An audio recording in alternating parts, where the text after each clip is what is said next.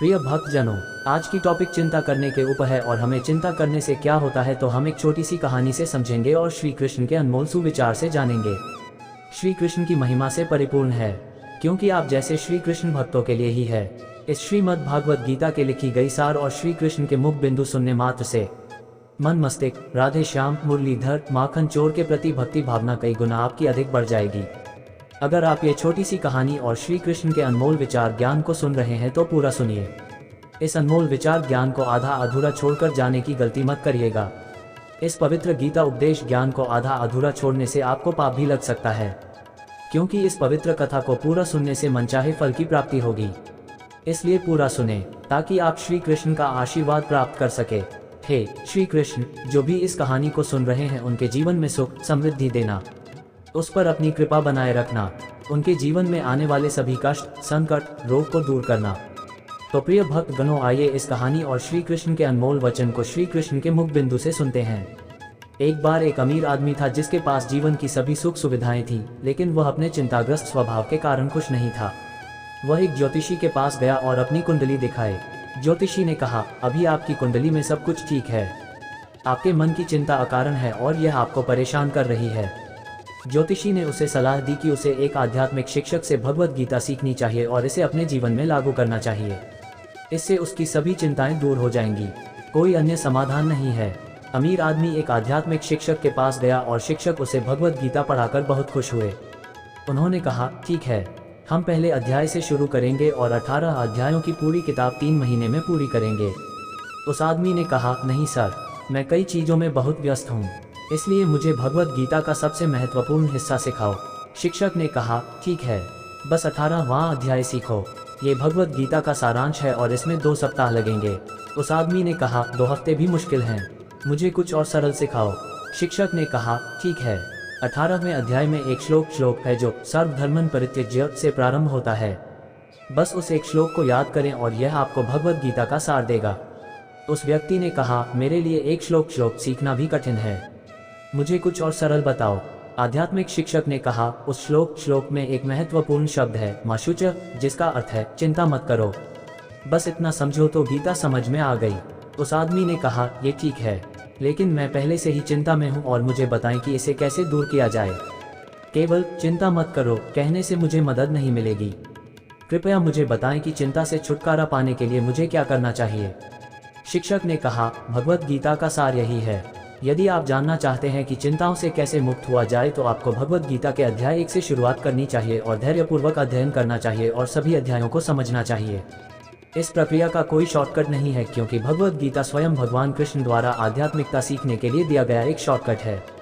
ये सभी वेदों का सार है और भगवान ने दयापूर्वक इसे दिया है ताकि किसी को सत्य को समझने के लिए उपनिषदों और वैदिक मंत्रों का अध्ययन करने की आवश्यकता न पड़े। वह आदमी अपने होश में आया और शुरू से ही उस आध्यात्मिक शिक्षक के अधीन गंभीरता से भगवत गीता का अध्ययन करना शुरू कर दिया। भगवत गीता अध्याय 2 श्लोक 11 में भगवान कृष्ण ने ये कहकर अपना उपदेश शुरू किया, श्री भगवान उवाच सोस्यानन्वसोचस्त्वा प्रज्ञा वदं च भाषा से गतसुन गतासुंस च नानुशोचन्ति पंडित। भगवत गीता अध्याय 2 श्लोक 11। श्री भगवान ने कहा, अर्जुन, तुम विद्वान शब्द बोलते हो, लेकिन तुम उस चीज के लिए शोक कर रहे हो जो शोक करने योग्य और शोक करने योग्य नहीं है। जो बुद्धिमान है वे न तो जीवित लोगों के लिए शोक करते हैं और न ही मृतकों के लिए। यहाँ भगवान कृष्ण अर्जुन से कहते हैं कि उस चीज के लिए चिंता मत करो जो चिंता के योग्य नहीं है। भौतिक अस्तित्व में हम बहुत सारे शरीर धारण करते हैं और इन सभी शरीरों में बिना किसी असफलता के हम सोचते हैं कि हम नियंत्रक हैं और चिंता बिना किसी असफलता के आती है। और भगवत गीता में भगवान कृष्ण ने शुरू से अंत तक केवल एक ही बिंदु पर जोर दिया है। वह अध्याय 2 श्लोक 11 में चिंता मत करो से शुरू करते हैं और दूसरे अध्याय में कई बार वह दोहराते हैं, न त्वं शोचितुम अर्हसि, तुम्हारे पास चिंता करने का कोई कारण नहीं है। भगवत गीता अध्याय 16 श्लोक 5 में भगवान कृष्ण फिर से अर्जुन से कहते हैं, माशुच, चिंता मत करो, और अंतिम निर्देश में वह फिर से उन्हीं शब्दों के साथ समाप्त करते हैं, मैं तुम्हें सभी पापों से मुक्ति दिलाऊंगा। चिंता मत करो माशुच। हम इससे समझ सकते हैं कि भगवत गीता का सारांश निर्देश यह है कि चिंता को त्याग देना चाहिए। सारा संसार भगवान के अधीन है। हम धन संपत्ति या सुख सुविधा की कमी को लेकर चिंतित रहते हैं और जब दूसरों के पास वह संपत्ति होती है तो चिंतित हो जाते हैं।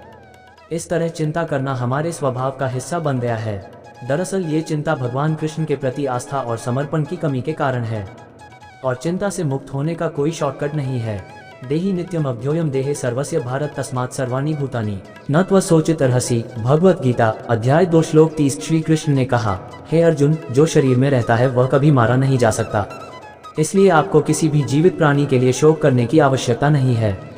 चिंता को रोकने का एकमात्र तरीका भगवान के नामों का निरंतर जप करना और समर्पण की भावना से भगवत गीता और भागवतम जैसे ग्रंथों का अध्ययन करना है, ताकि यह जान सके कि भगवान कैसे सब कुछ नियंत्रित करते हैं।